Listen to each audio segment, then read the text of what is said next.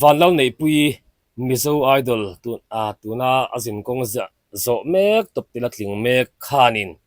eldoredo ti um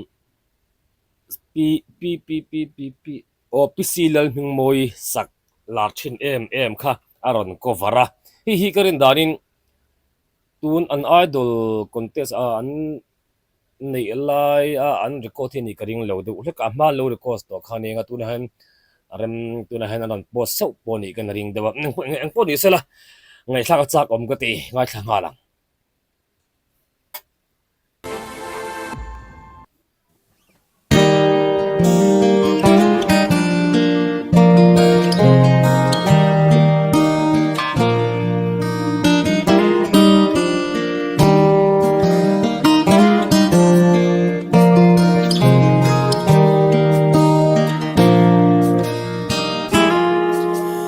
Ô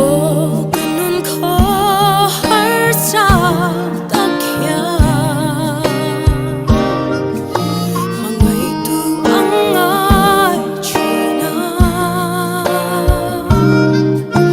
Ô ganun na hiya Lalpa angay ani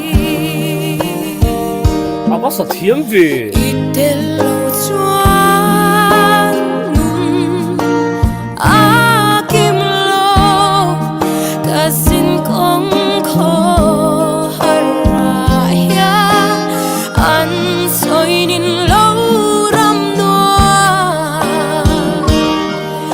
Eldoredo an ngai chinang hiya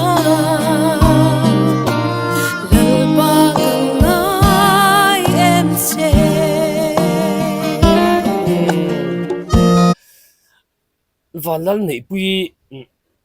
la powerful lutuk enge otsak chao ka ti pal o powerful lutuk nei la otsak chalutuk khani ya eldoredo ai enge molai te kha avaron san nung no nal thia ang reng ve e khai nei pui a varon zai varon sa chave varon sa thiam ve Ô ganun sauret hey takya Em tu angay ni Ô kashing nun hiya Lalpa angay ani anal natuk Itelo chuan nun akim lo kasin kong ko haraya an soinin lo ram noa Eldoredo an ngai chinang hiya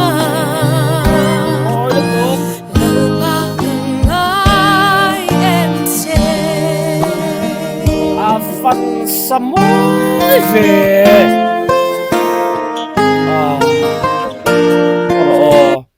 amak kati lal nei pui zai hi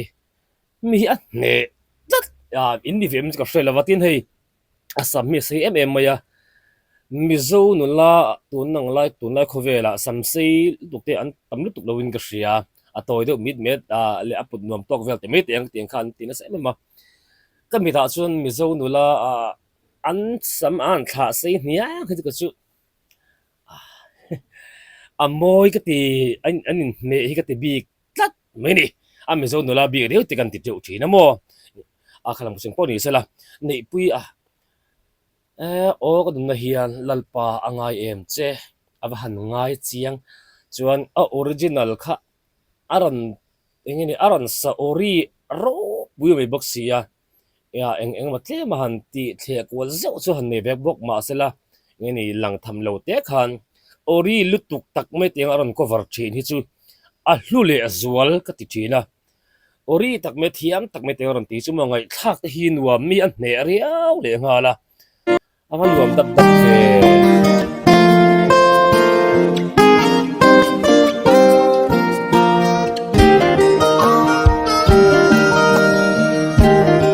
mel te hi po ya sei lo sin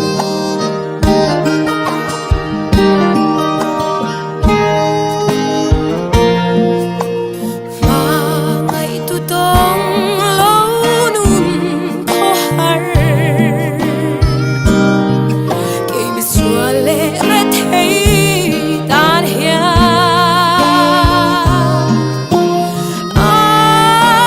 lâu e ngang xe Cần nun có har ra hiya Itel lâu chuan nun akim lo Ka xin kong khô har hian An soi din lâu ram noa El Dorado An ngai truy nang hian Lalpa kong ngai em sẽ moi lu tu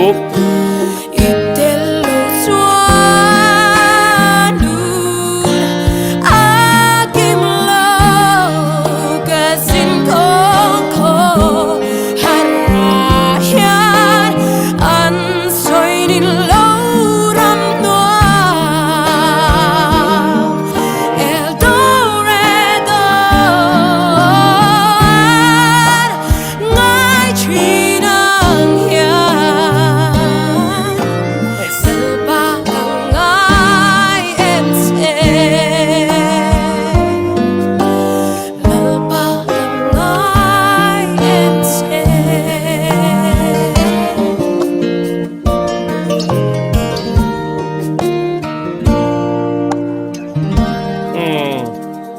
ngora o ka van ngai thak kham lo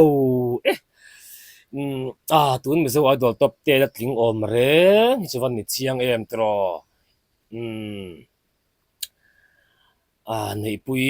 varons atop lai engem an saler kwal vele zeu teng ta kha nei pui zai hi chu i lo thiam nge me tiang o powerful lutuk nei chung hian zun nei deuh la tur te kha aron siam thiam tlat zel mai bok sia PC lal moi zai te po ril ruwa nge ni mit ngai to nan cham deuh vo boka ori kha da ati bo der bok si lo toy te kan nga thale nge teng ka fan kham lo vi mo le rim chang la la ti top rek bung top me te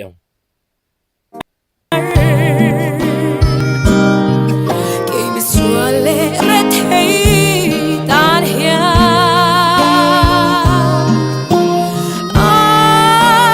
lâu e ngang xe Cần nun có har ra hiya tel lo chuan Itel lâu chuan nun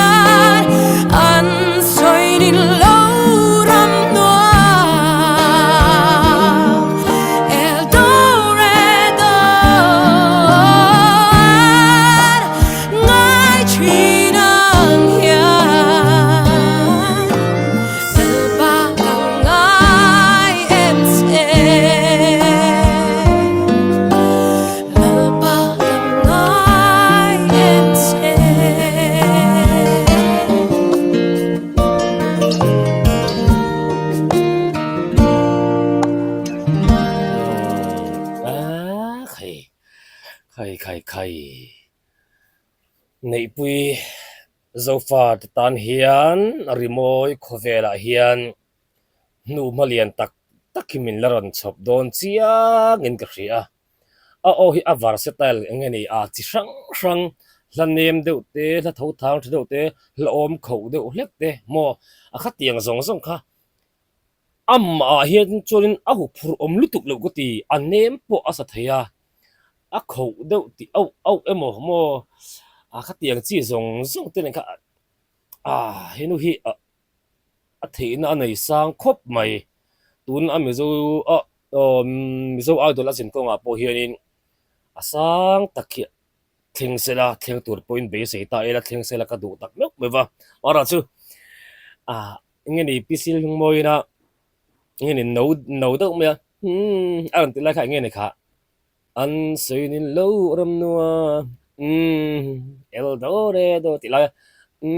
lai kha choron tel lo kha lo uye mo lai kha ran ti no ve de nyel chin sela nga kha cha khop pon sela e nei pui a zai thiam a thiam ngang mai pathin mal lo som selam zo adala po ato par ngai tur po in kan hual tlat che oi ti tu le nga tha tu tin sa fine bye bye ule